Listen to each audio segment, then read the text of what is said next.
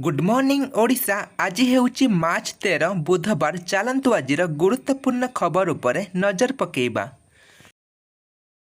टी20 world cup बाद पड़ पारती Virat Kohli. Team India एही दुर्दश बैटर निकटरे बापा होइछंती ओ कोहली दीर्घ दिन पर्यंत टीम इंडिया दूर रे अछंती ओ से इंग्लैंड विपक्ष रे पूरा 5टी मैच विशिष्ट टेस्ट सीरीज खेली नथिले।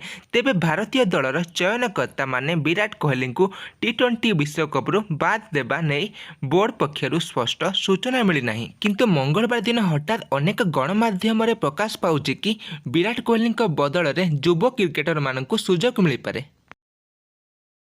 नंबर 2, आज राजस्थान पोखनारा ठारे भारत तार सामरिक शक्ति प्रदर्शन करिछि। भारतर शक्ति सामरिक अभ्यासर तदारख करिसंती प्रधानमंत्री मोदी ओ मोदी कहिसंती आज आत्मनिर्भरशील भारत देशर मनोबल बढ़ाइबा सह देशको गर्वित करुछि।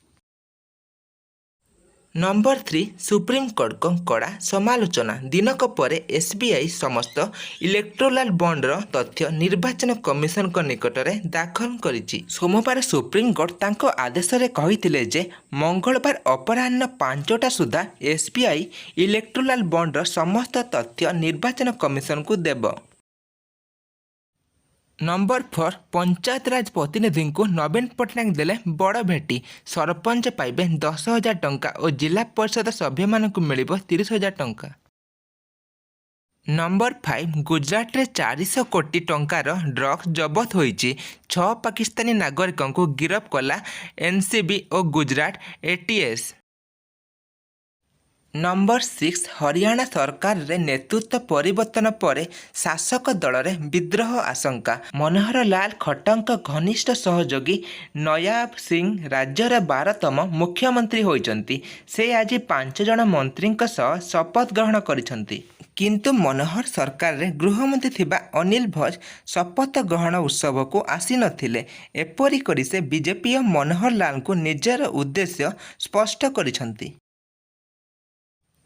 नंबर 7, बीजेपी बीजेडी मेंट नहीं आज आसपारे स्पष्ट चित्र।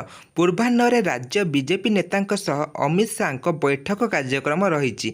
केंद्रीय बीजेपी नेतृत्व घोषणा उपरे रही समस्त नजर। आसंता निर्वाचन दल एकाठी लड़ब ना बीजेडी सह मेंट होई मैदान में ओह्लाइब, एने चूड़ांत निष्पत्ति नेबे दलर शीर्ष नेता।